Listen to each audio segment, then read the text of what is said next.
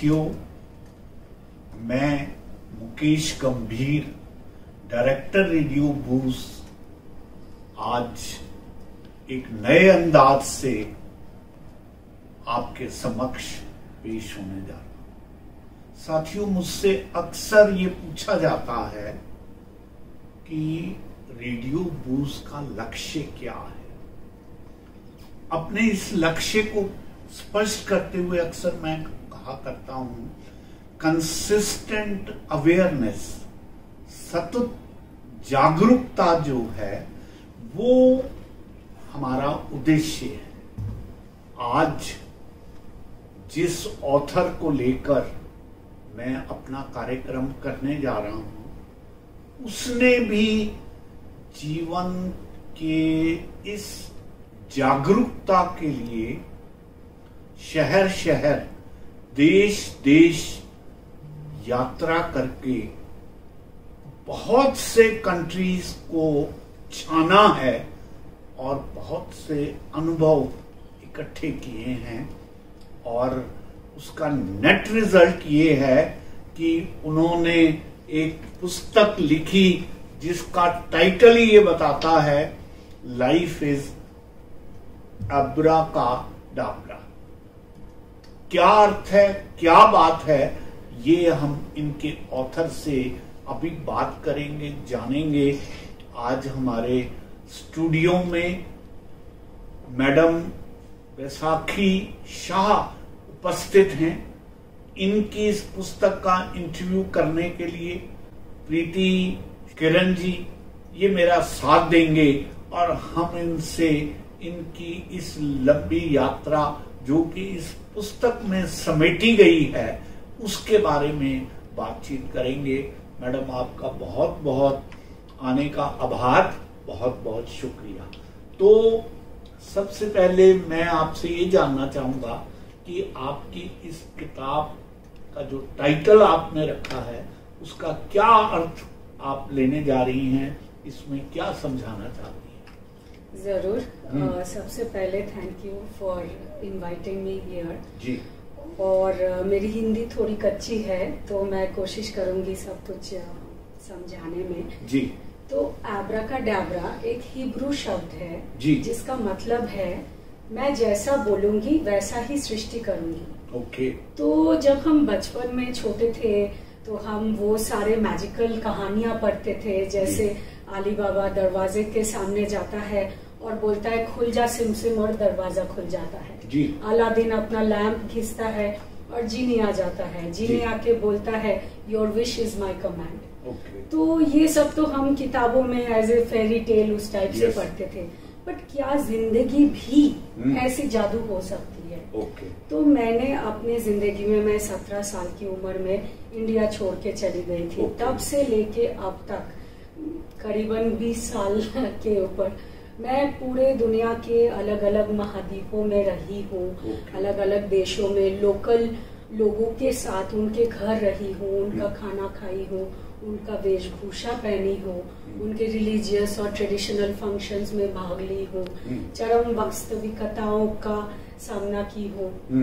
तो ये सब सिचुएशन में मेरे साथ बहुत ही क्या बोलते हैं, भारी चुनौतियों का सामना करना पड़ा, और कभी कभी जीवन धमकी वाली सिचुएशन भी आ गई थी जहाँ से निकलने का कोई भी तरीका नहीं था। तो मुझे पता था कि मेरा मरण यहाँ पे निश्चित है। पर वहां से कैसे मैं बच के निकली, उन एक्सट्रीम रियलिटीज जो मैं बोलती हूँ उनके ऊपर कैसे मैं विजयी पाई, वो सब एक एब्राकाडाब्रा क्षण था मेरे लाइफ में। और ये बुक कोई भी पढ़ेगा वो सिर्फ मेरे जिंदगी के एब्राकाडाब्रा क्षणों को नहीं देखेगा, वो अपने भी जिंदगी में ऐसे ऐसे क्षणों को पहचानेगा। और जब हम उसको पहचानते हैं और उस पर हम अटेंशन देते हैं, उसको हम देखते हैं, उसके ऊपर विचार करते हैं, तो वो और बढ़ जाते हैं। तो वो बोलते हैं ना, energy goes where, energy flows where attention goes.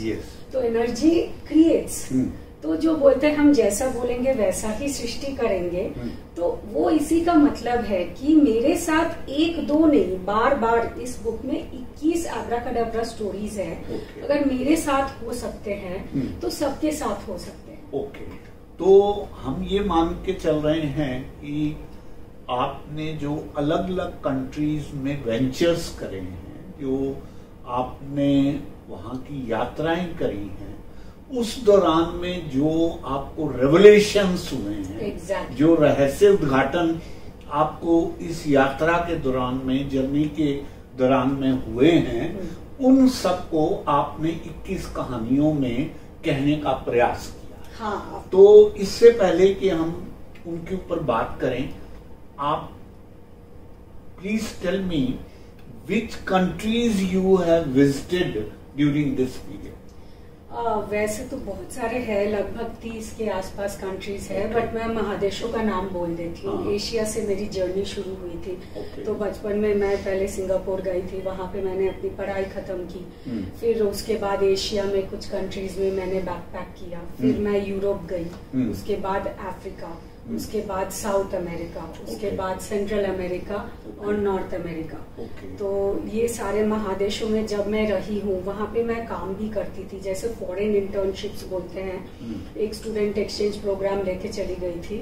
तो उस दौरान मैं आसपास के देश भी, जिस देश में थी वहां से भी आसपास के देश में घूमती रहती थी।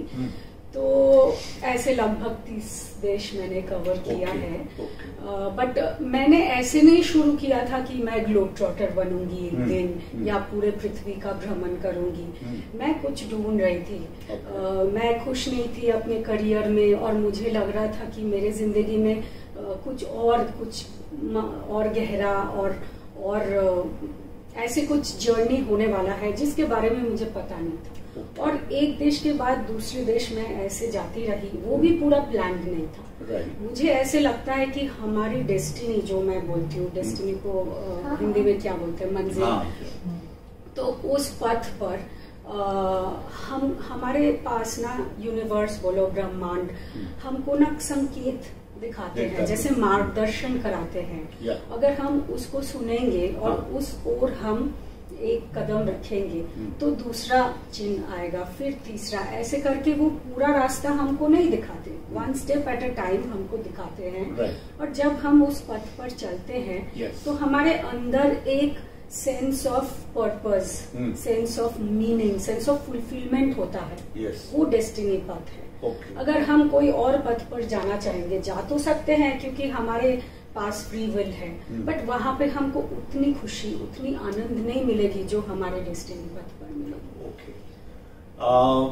प्रीति जी, जी हाँ, आप जिस ढंग से बात को बयान कर रही हैं, मुझे एक छोटी सी कहानी याद आती है कि एक यात्री रात के समय लगभग 1 मील ऊंचाई के पहाड़ पर चढ़ने को था, और उसके हाथ में एक छोटी सी लालटेन थी जिसकी जो रोशनी थी वो मुश्किल से सिर्फ 2 फीट के एरिया को कवर कर रही थी, और इसी रोशनी में इतना ही रास्ता वो देख पा रहा था। उसको डर लगने लगा कि मैंने चढ़ना लगभग 1 मील है, और ये जो लालटेन है ये मुझे सिर्फ 2 फीट का रास्ता मुश्किल से दिखा पा रही है।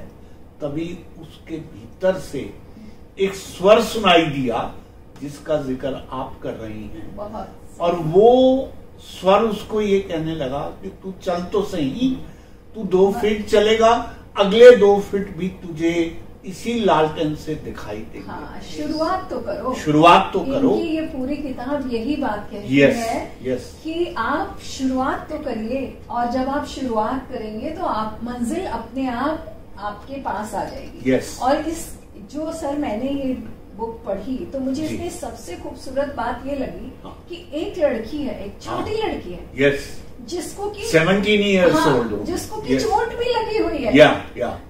ऐसा नहीं है कि वो नॉर्मल लड़की है, उसको चोट लगी हुई है, लेकिन उसके अंदर इतनी जबरदस्त इच्छा शक्ति है कि उसने तो जाना ही जाना है, उसको तो आगे बढ़ना है। तभी मैं कहा करता हूँ कि जो उड़ान है वो परों से नहीं हौसलों से हुआ करती है। तो ये जो आबरा का डाबरा है, बैसाखी साहा का हौसलों वाली उड़ान है, और ये उड़ान इन्होंने बहुत अच्छी करी, और हर लड़की के लिए ये बुक बहुत काम की है, क्योंकि हमारे देश में लड़कियों को तो कहीं बाहर टच मी नॉट होते हैं। मैं रात में 8 बजे स्विमिंग पूल जाती थी स्विमिंग सीखने, तो मेरे साथ मेरे पापा मेरे भाई को कर देते थे कि वहां तक उसको छोड़ के आओ। और एक बच्ची उठ के सिंगापुर चली जाती है, सिंगापुर से वो यूरोप चली जाती है, अकेले चली जाती है, और कभी उससे डाकू मिल रहे हैं, कभी उसका पर्स खो जाता है, कभी उसके साथ कुछ हो जाता है। ये तो बहुत खूबसूरत बात है।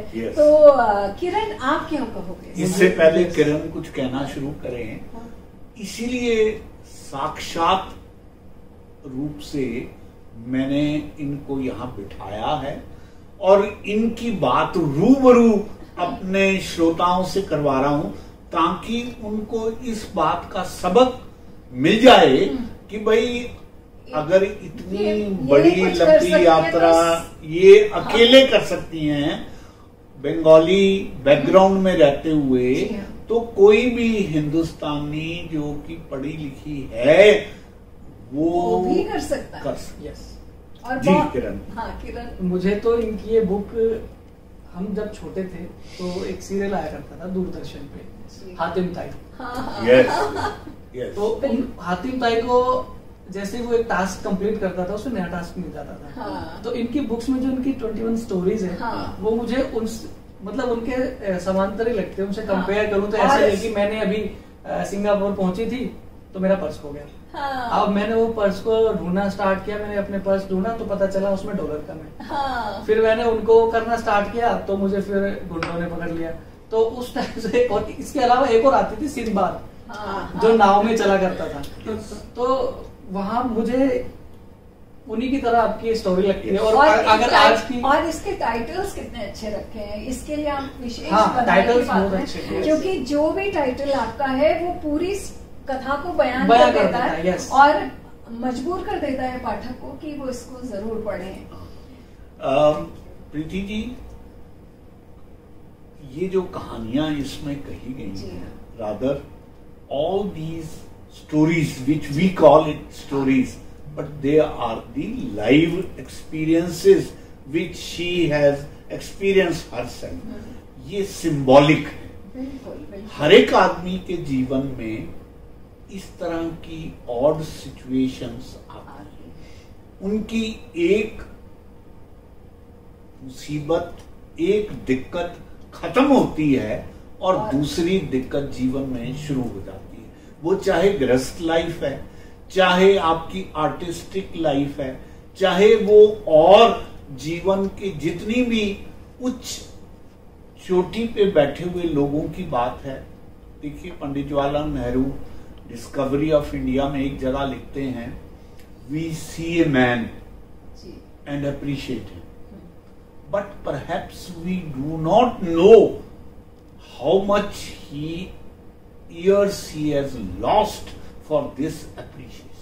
बिल्कुल सही बात। हमें जीवन संघर्ष का जो पीछे की, पर्दे के पीछे की कहानियां हैं वो तो समझ में नहीं आती, दिखाई नहीं देती, लेकिन हर एक के जीवन में पर्दे के पीछे की कहानियां बहुत महत्वपूर्ण है।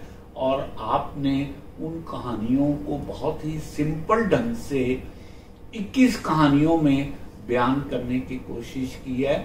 I also strongly recommend about this book, which is available on Amazon, Flipkart, Kindle, bookstores, all leading bookstores, Oxford, Barisons, Crossword, हर जगह मिल जाएगा। और अपनी कहानी के साथ साथ इन्होंने महाद्वीपों का भी बहुत सुंदर चित्रण किया है ना। जैसे कि भाई अफ्रीका के बारे में, हालांकि बिल्कुल ठीक बात है, अफ्रीका को हम जैसा समझ सकते हैं, है ना, यूरोप को हम जैसा समझ सकते हैं, एक हमारे दिमाग में एक छवि होती है, तो वो छवि बॉलीवुड की वजह से। हाँ। पिक्चरों में ऐसा दिखाते हैं कि यूरोप ऐसा है ना, अफ्रीका ऐसा है। यहाँ तो आंखों देखी, यहाँ आंखों देखी घटनाएं हैं, और जो कि किसी के लिए भी बहुत क्या कहते हैं, अद्भुत रेवलेशन हो सकता है ना। जैसा आप बिल्कुल फिल्मी दुनिया की बात नहीं है, ये हकीकत की बात है। और आप कहीं पे भी, मुझे लगता है कि हम किताबों से बहुत कुछ सीखते हैं, लेकिन उससे कहीं ज्यादा हम यात्रा से सीखते हैं। जितना ज्यादा हम यात्रा करते हैं उतने वाइज होके लौटते हैं, और कम से कम हमारे वो भ्रम सारे टूट जाते हैं कि गोरे ऐसे होते होंगे और काले ऐसे होते होंगे, या हम ब्राउन है तो हम ऐसे हैं, क्योंकि हर इंसान के अंदर वही दिल धड़कता है। और आपने जो लोगों के घरों में रह के पाया, वो जरा दर्शकों को बताइए कि आपको कैसा। मैं भी यही पूछना चाह रहा हूँ जो प्रीति जी आपसे कह रही हैं कि यात्रा करके हम वाइजर होके लौटते हैं। What are the different aspects of getting being wiser, please वो हमारे श्रोताओं को बताने का प्रयास करें। जरूर। जब हम किसी भी देश में जन्म लेते हैं, उस कल्चर में बड़े होते हैं, हमारे बुजुर्ग हमें सिखाते हैं ये सही है, ये गलत है, ये भगवान है, ये दुश्मन है, ये पोलाइट है, ये रिस्पेक्टफुल है, ये डिसरिस्पेक्टफुल है। पर जब मैं अलग अलग कल्चर्स, अलग अलग रिलीजन, अलग अलग ट्रेडिशंस के अंदर रही हूँ, तो मैंने देखा जो एक देश में गलत है वो दूसरे देश में सही है। जो एक कल्चर में पोलाइट, रेस्पेक्टफुल है, वो ही सेम चीज दूसरे कल्चर में डिसरेस्पेक्टफुल है। जो मैं सोचती हूँ सही है, वो कोई और सोचते हैं गलत है। तो कहाँ पे, where do we draw the line? Is there an absolute truth? तो मैंने यही देखा है कि we are making it all out. हम ये सब कुछ सृष्टि कर रहे हैं। हम एक कल्चर को फॉलो करते हैं, एक भगवान को फॉलो करते हैं, क्योंकि हमारे बिलीफ सिस्टम में, हमारे विश्वास में वो जिंदा है। अब हम कहीं और जाते हैं, वो अपने विश्वास, अपने भगवान को इतने स्ट्रॉन्ग तरीके से मानते हैं, उनके विश्वास में वो सही है। और विश्वास से ही हम सृष्टि करते हैं। विश्वास कहाँ पे रहते हैं? हमारी कल्पनाओं में। तो मैं बोलती हूँ जो सृष्टि है ना, सृष्टि हमारे कल्पना में है। भगवान हमारे कल्पना में रहते हैं, हम भगवान के कल्पना में रहते हैं। तो ये चीज अगर लोगों को अनुभव होती है, तो हमारे बीच कितने भी डिवाइड हो, कितनी भी दूरियां हो, वो एनिमोसिटी नहीं रहेगी, एनमिटी नहीं रहेगी, वॉर्स, युद्ध नहीं होगी, क्योंकि हम समझेंगे कि ये सिर्फ it is all different lifestyles. There is no absolute truth. कोई absolute truth है ही नहीं। जो हम सोचते हैं ये सच है, उसको कोई और झूठा बना देगा। और जो वो सोचेगा सही है, वो कोई और सोचेगा कि ये तो पाप है। तो ये एक महान सत्य है कि कोई एब्सोल्यूट सत्य है ही नहीं। बिल्कुल सच। तो हम ये सब बनाते हैं, करते हैं। और मैं इतनी यंग एज में चली गई थी, तो लिटरली मैं अलग अलग महाद्वीपों में पली बड़ी हूँ। तो इस वजह से कभी कभी मैं खो जाती थी। मुझे लगता था सच क्या है, गलत क्या है, मतलब मैं कैसे पेश आऊँ। क्योंकि वहाँ पे दूसरे कल्चर में मैं अकेली थी, मेरी व्यूज ये थी, मेरी मम्मी डैडी ने मुझे ये सिखाए थे, और उनके कल्चर में टोटली अलग। मैं उनको कैसे जज करूँ? वो भी तो वो भी अपने जिंदगी में अपने मम्मी डैडी ने जो उनको बोला है वो सब लेके बड़े हुए हैं। तो जजमेंट तो उड़ जाती है। जब जजमेंट चला जाता है, कंडेमिंग समवन एल्स, वो चीज चला जाता है, तब आप heart to heart, soul to soul connection करते हैं।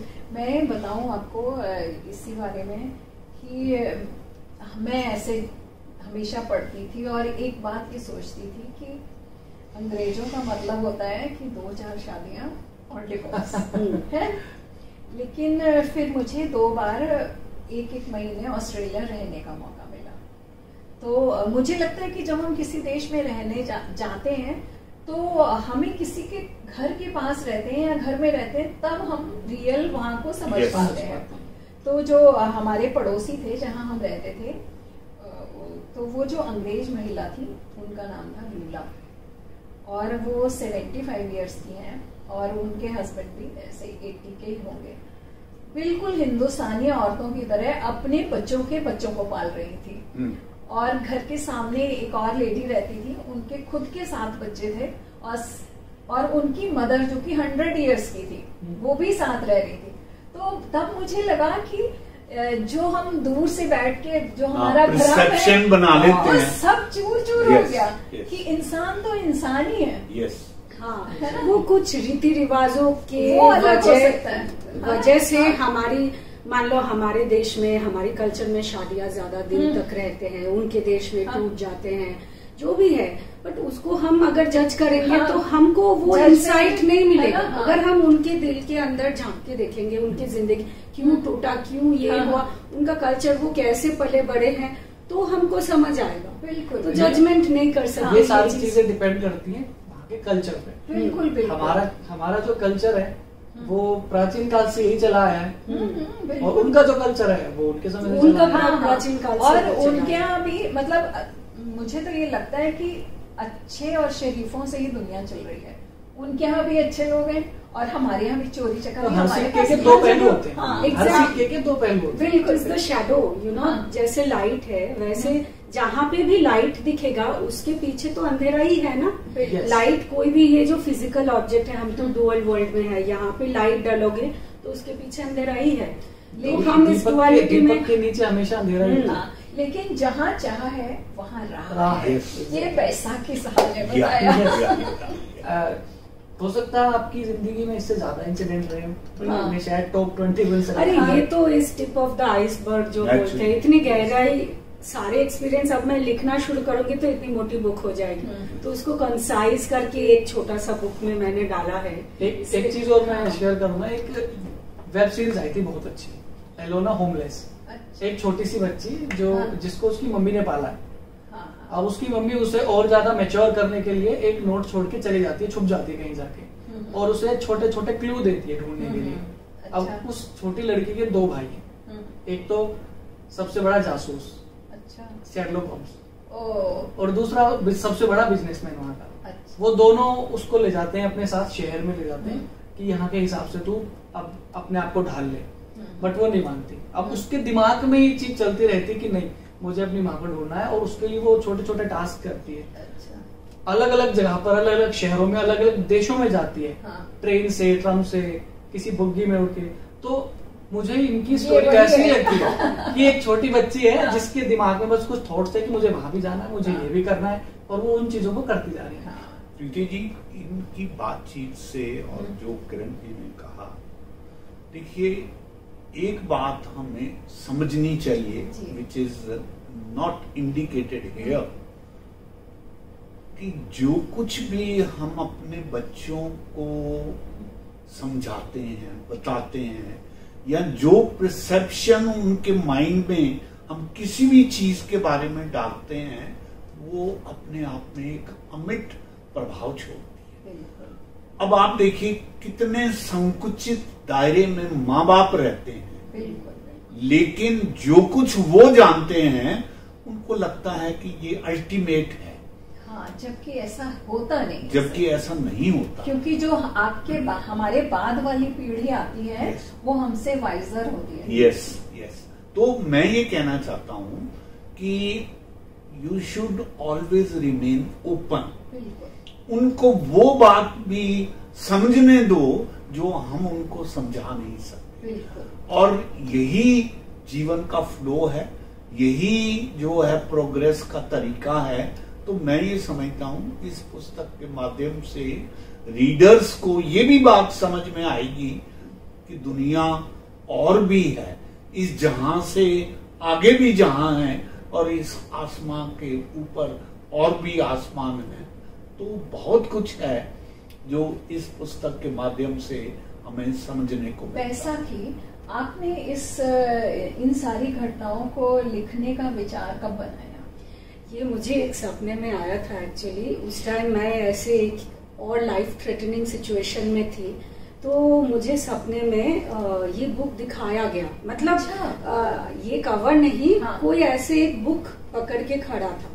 तो जब मैं नींद से उठी तो मुझे लगा कि मतलब ऐसे फीलिंग में वो कम्युनिकेट करते हैं कि तुम्हारे साथ ये जो एक्सपीरियंसेस हुए हैं ये लेके तुम मर नहीं सकती, तुमको ये दुनिया के साथ शेयर करना है ताकि दुनिया को भी पता चले कि मैजिक क्या होती है। क्योंकि मैंने सच में जब मैंने ये जर्नी शुरू किया था तो I was in search of real magic. अच्छा। तो मुझे लग रहा था कि कुछ तो है जो मुझे, I need to discover it, what is that. तो मैं सिंगापुर ऐशो आराम की दुनिया छोड़ के अफ्रीका चली गई थी। वहां पे मेरे साथ बहुत इंटेंस एक्सपीरियंसेस हुए हैं, बट मैं हमेशा वो मैजिक ढूंढ रही थी। और मेरे साथ फिर ऐसे मैजिकल एक्सपीरियंसेस होते थे, मैं एक तो शेयर करूंगी बहुत ब्रीफ में। तो तब मुझे लगता था कि हाँ कुछ तो there is a higher force जो मुझे प्रोटेक्ट कर रहा है। और क्योंकि मैं अकेले थी उस टाइम, मुझे भी, क्योंकि मैं ऐसे ही फैमिली से आती हूँ जहाँ पे यंग लड़कियों को अकेले बाहर भी नहीं जाने देते, तो उस टाइम मैं लड़की होने के नाते, वो भी इंडियन होने के नाते, मुझे दो चीज थी कि मेरी इज्जत और मेरी प्रोटेक्शन सबसे जरूरी है। तो मैंने अपने आप को प्रोटेक्ट कैसे किया, क्योंकि दुनिया के सबसे डेंजरस कंट्रीज में मैं रही हूँ। वेनेजुएला में तो पहले वो तुमको शूट करते हैं फिर लूटते हैं, यू नो। वहां पे लोगों को काट काट के फेंक रहे हैं रास्ते में, उनका मिलिट्री, उनका गवर्नमेंट। वहां पे मैं भी, I was also robbed at gun point. बहुत सारे ऐसे इंसिडेंट्स हुए हैं। तो मैं अपनी जर्नी से पहले एक पोएम पढ़ी थी, उस पोएम का नाम है इथाका। उसमें से 2 लाइन्स मैं बताती हूँ। तो वो बोलते हैं, the Laistrygonians and the Cyclops, the angry Poseidon you will never encounter on your path if your thoughts remain lofty, if a fine emotion touches your heart and your spirit. So your heart will not have a reason to set them up on your path when you have learned the lesson. So what is the lesson?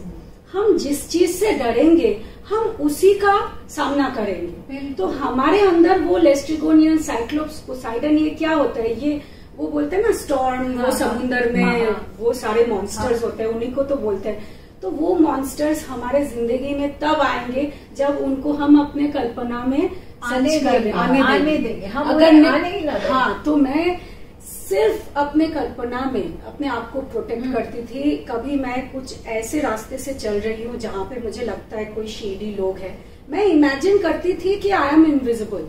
अब मैं invisible नहीं भी हूँ तो they will not, उनका attention मेरे ऊपर नहीं आता। आप डर नहीं रहे, आपके अंदर एक शक्ति है। और मैं कभी कभी अपने आप को सुनहरी रोशनी से घेर लेती थी अपने कल्पना में कि ये मेरी सुरक्षा करे। और उतना ही काफी था। मतलब अपने इस बुक के ना शुरू में, लाइक फर्स्ट पेज में मैं ये लिखती हूँ कि magic only happens to those who can make it real in their imaginations. You can create heaven and you can create hell in your imagination. बिल्कुल सही बात। तो ऐसे ही घटनाएं जब मेरे साथ हो रही थी तब मैं एक से ऊपर एक फिर ऐसी जगह पे आ गई थी जहां पे मुझे लग रहा था कि जब तक मेरी पर्पस इस जिंदगी में, जो भी मेरा मिशन है, जो भी बहुत कठिन मिशन था, जो भी मेरा पर्पस है, वो जब तक पूरी नहीं होगी तब तक मैं मरूंगी नहीं।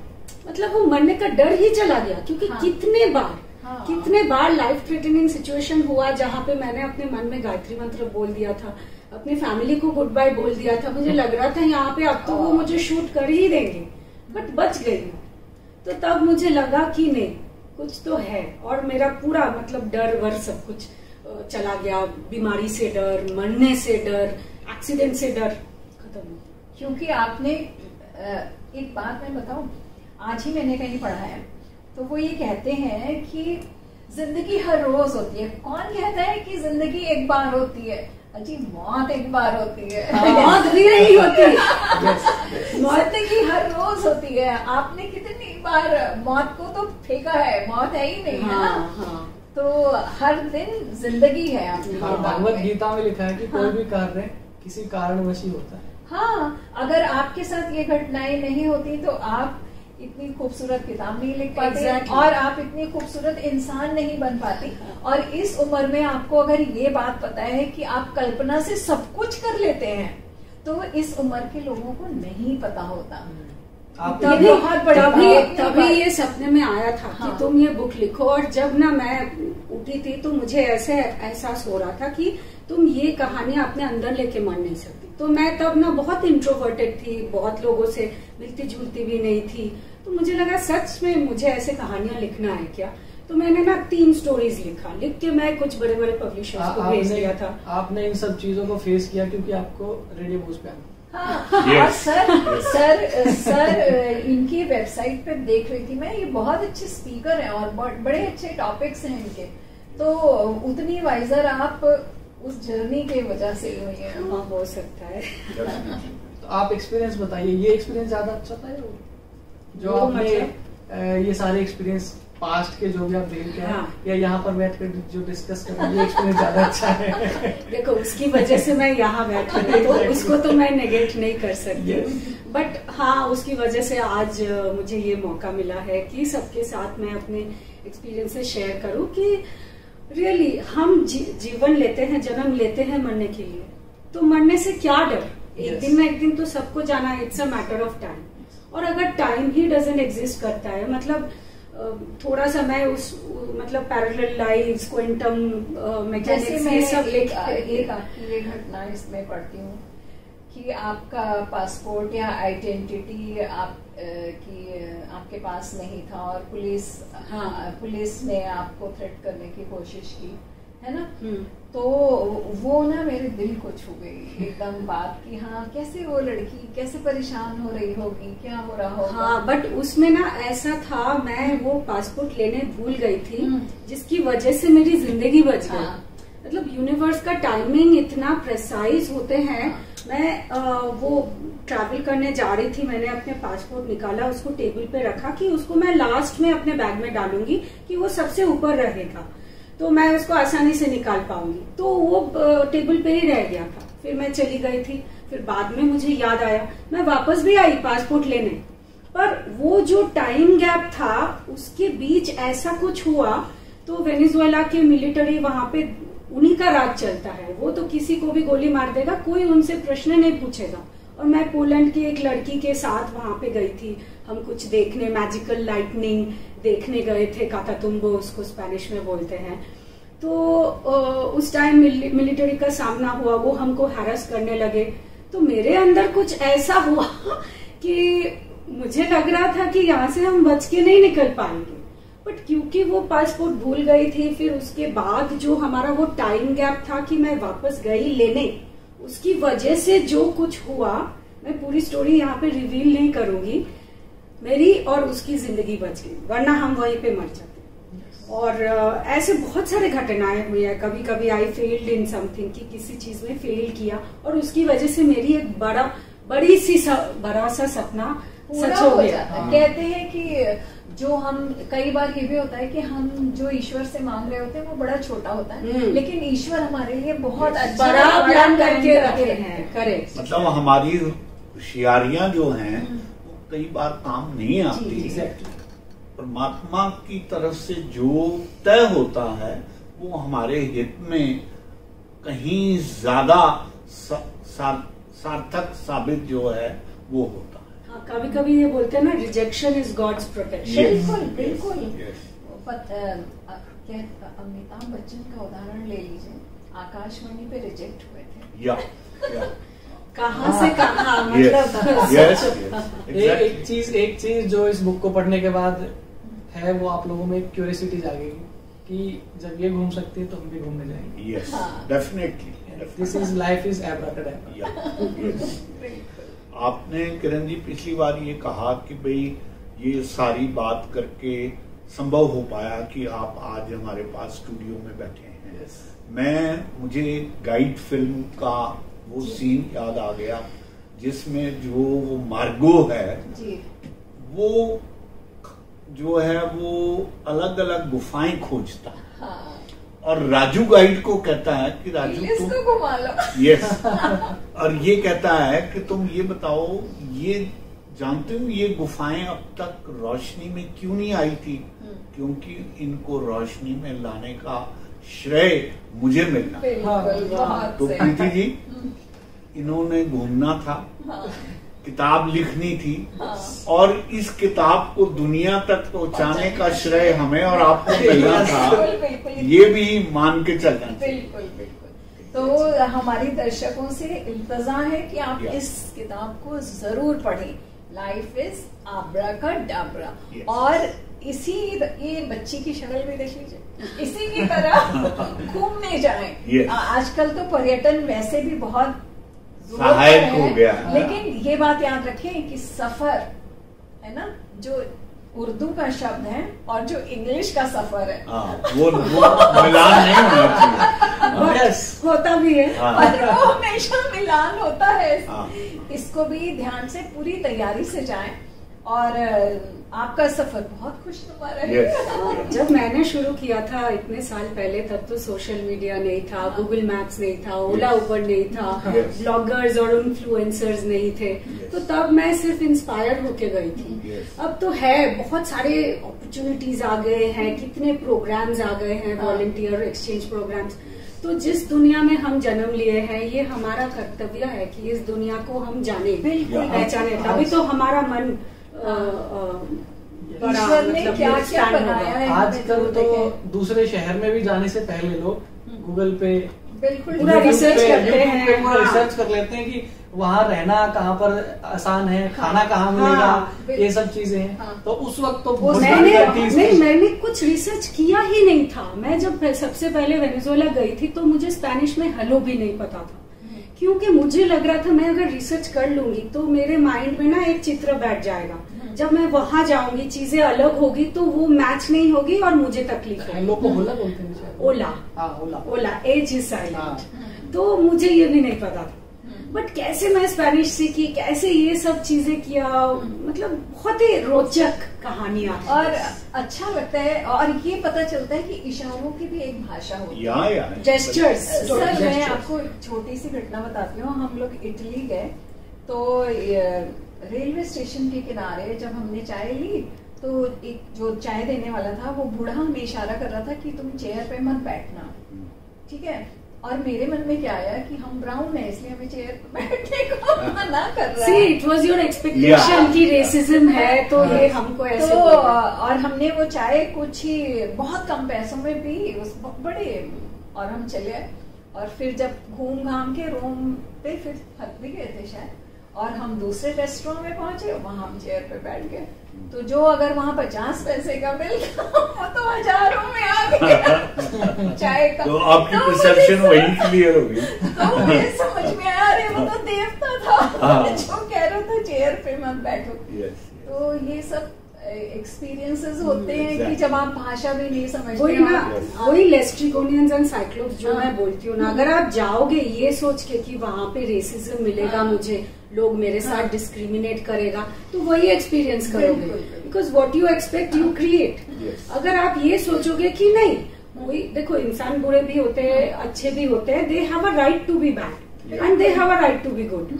तो आप उनसे मिलो जो आपके साथ बदतमीजी कर रहे हैं, उनको छोड़ दो, किसी और से मिलो, कहीं ना कहीं तो दोस्त मिल ही जाएगा। तो लोग ये जो सोचते हैं ना, the world is a scary place, मैं बोलती हूँ ऐसा बिल्कुल भी नहीं है। The world is a friendly place, ऐसे सोचोगे। और अगर हमारे मीडिया भी ऐसे लोगों को बताएंगे तो वो डर, जीने का डर ही चला जाएगा, तब हम जिएंगे। बिल्कुल, जिंदगी में अच्छा और पॉजिटिव खोजने और देखने के लिए बहुत कुछ है। बहुत नेगेटिविटी को छोड़ो, पॉजिटिविटी को पकड़ो। हाँ, बिल्कुल सही बात कह रहे हो किरण। So before we part now, would you like to give your last message to our listeners that they should follow this and then?